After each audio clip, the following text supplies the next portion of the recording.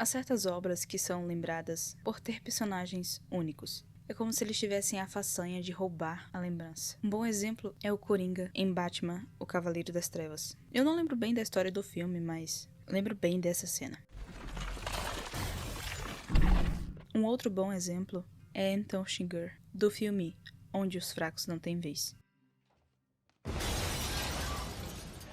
Oi, eu sou a Nina. E se você não conhece, hoje eu te apresento Anton Chigurh. Há muitos motivos para temer uma pessoa como Anton, mas eu acho que o que mais se destaca é a sua aparência. Tirando o cabelo, ele parece uma pessoa normal, alguém que poderia te pedir informação na rua, e você responderia normalmente. O mais interessante sobre isso é que no livro, Anton não tem uma descrição física, diferente do que acontece em Meridiano de Sangue. O Cormac McCarthy descreve a figura do Holden, a palidez de sua pele, a falta de pelo no corpo, até sua altura. Isso não acontece com Chigurh.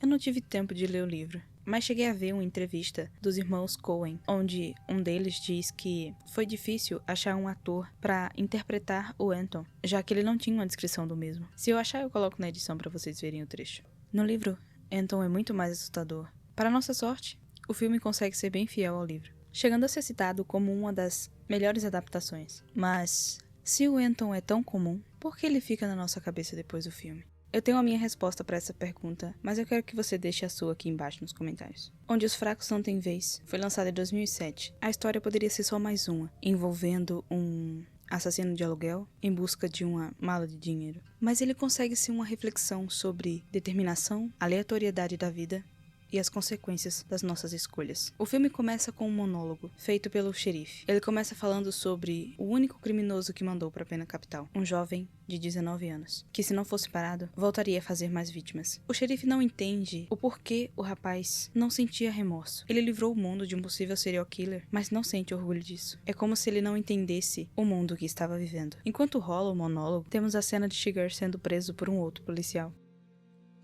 Quando ele chegou na delegacia, antes de colocar Chigurh na cela, o policial resolve avisar o xerife que conseguiu capturar o criminoso. Ele diz que não estava armado, apenas com um cilindro de ar, conta que está tudo sob controle, e quando desliga o telefone, começa uma das cenas que, pra mim, parece durar mais de uma eternidade. Anton não se importa com ninguém, nem consigo mesmo. Ele saiu da delegacia usando o carro do mesmo policial, e usa isso para parar o carro de um outro homem na estrada. Sem dizer muitas palavras, ele mata o homem, usando o ar comprimido do cilindro. Isso diz muito. Ele gosta de subjugar suas vítimas, já que essa é uma maneira humanizada de abater gado. Além disso, ele gosta de manipular a situação para ter total controle sobre o que está acontecendo. Há 3 situações em que temos a prova disso, de um jeito diferente. O primeiro acontece depois que ele revista o trailer de Llewellyn Moss, o nosso segundo protagonista. Como esse vídeo não é focado no filme, eu vou falar um pouco sobre o filme, mas vou focar nas coisas que realmente envolvem o Anton. Por isso não vou analisar o que acontece com o Moss, mas se vocês quiserem um vídeo fazendo a análise do filme, eu posso tentar trazer. Voltando, ele resolve ir até a atendente que supervisiona o estacionamento dos trailers, para ter mais informações sobre o paradeiro do homem. Acontece que essa é uma informação que ela não pode contar. Ele até insiste, mas ela se mantém firme. Vendo que não tem o controle dessa situação, ele desiste. Muitos consideram o Anton, na verdade eu acho que até ele mesmo, se considera uma força da natureza. Mas por que ele se curvou para uma simples senhora?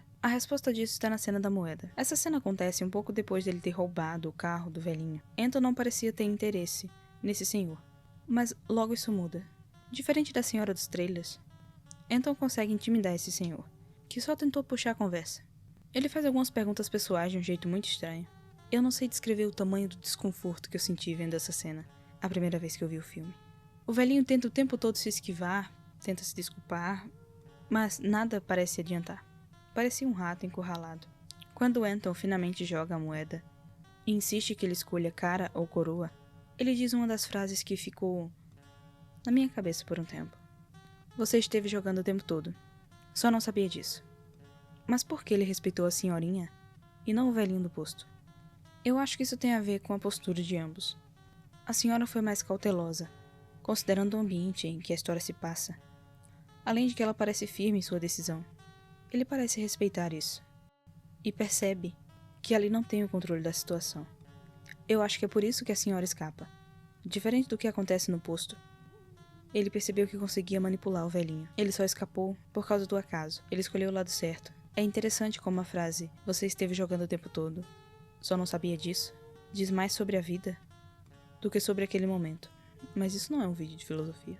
A cena 2 é quando Anton conversa com Carson, um outro assassino de aluguel que foi contratado para achar o dinheiro e eliminar o Shiger, já que ele tinha se tornado um problema e não a solução. Acaba que o Carson fica de frente com Shiger, e em vez de aceitar o seu destino, ele tenta negociar por sua vida. Fala sobre 14 mil que tem em um banco, fala sobre ser um temporário, e até tenta dizer onde está o dinheiro, que originou toda essa busca. Mas nada disso importa. Na verdade, Anton vê isso mais como um ato de fraqueza. Até fala sobre como o dinheiro em algum momento vai estar em seus pés. E como ele deveria aceitar a situação em que estava. E eu acho interessante agora a gente falar sobre esse dinheiro. E o meu ponto de vista porque Anton Chigurh faz o que faz. Há quem diz que o que move Anton é o dinheiro. Eu discordo. É bem mais profundo que isso. Tem muito mais a ver com a sua psique do que com ganância. Essa cena que ele tá conversando com o Carson, ele tem a oportunidade de ter o dinheiro agora, mas ele prefere esperar. Ele acredita que vai convencer o Llewellyn a entregar o dinheiro em seus pés. Quando o Carson tenta pagar por sua vida, argumentando que tem 14 mil em um caixa eletrônico, a resposta para essa proposta é uma breve risada. É interessante como nessa cena ele diz uma frase que serve tanto pro Carson quanto pro Llewellyn e até mesmo para ele. Se a regra que seguiu te trouxe até aqui, de que adiantou essa regra? O que encerra a conversa de Anton com Carson é uma ligação de Llewellyn. É interessante como nesse momento ele parece não se importar e simplesmente puxa o gatilho. Ele está ali por seus princípios.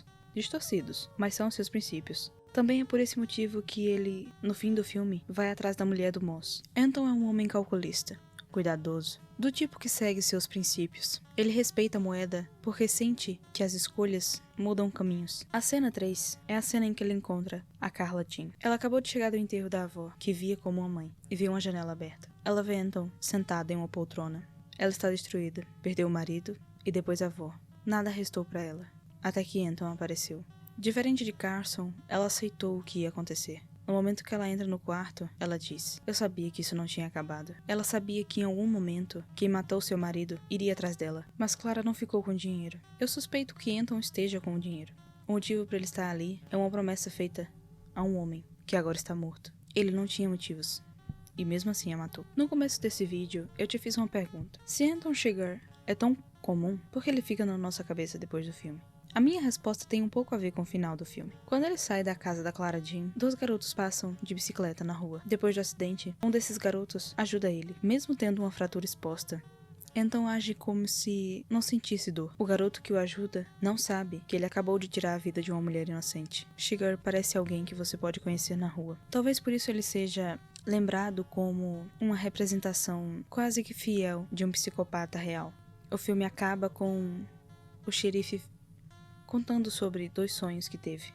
Ele agora está aposentado. Um privilégio que seu pai não teve. Ele morreu mais ou menos 20 anos mais novo do que o xerife. O primeiro sonho, ele não lembra muito bem. Tinha a ver com dinheiro, mas não é muito relevante. O segundo já tem uma carga um pouco mais simbólica. Ele fala sobre o pai dele, os dois saírem para andar de cavalo e estava começando a ficar escuro, ou já estava escuro, eu não lembro. E o pai dele está segurando fogo. Ele passa por ele sem dizer uma palavra e continua em frente. E de uma certa maneira ele entende que ele está indo com o fogo para abrir o caminho e que em algum momento ele vai encontrar com ele. O final do filme foi muito criticado. Eu entendo, acho que todo mundo esperava o que sempre funcionou, o encontro entre o Anton Chigurh e o Llewellyn Moss. Mas o filme conseguiu quebrar essa expectativa, porque esse filme não é sobre um mocinho e um vilão. Na verdade, eu acho que não tem mocinhos nesse filme. E até o dinheiro, que dá início a tudo isso, é esquecido em determinado momento. O filme não nos revela diretamente quem ficou com o dinheiro. Tem algumas teorias que dizem que o xerife pegou o dinheiro, mas eu acho que o Anton Chigurh pegou o dinheiro, porque o Moss foi executado pelos mexicanos, mas o dinheiro estava escondido em uma passagem de ar. E o Anton sabia disso, porque da última vez, o dinheiro ficou escondido em uma passagem de ar. A história que todo mundo esperava ver fica em segundo plano, e o que realmente é nos contado é como o xerife agora não se sente mais em seu lugar. Há algumas pessoas que dizem que o McCartney estava vivendo essa situação. Ele já não enxergava o mundo em que estava. Eu vi algumas pessoas que leram o livro que disseram que tem muito sobre essa reflexão. McCartney é um autor incrível. Ele conseguiu a façanha de fazer o pior vilão da literatura e o pior vilão do cinema. Se você não conhece, eu tô falando do Juiz Holden, eu já fiz vídeo sobre ele aqui no canal. Vou deixar na tela final se você quiser assistir depois.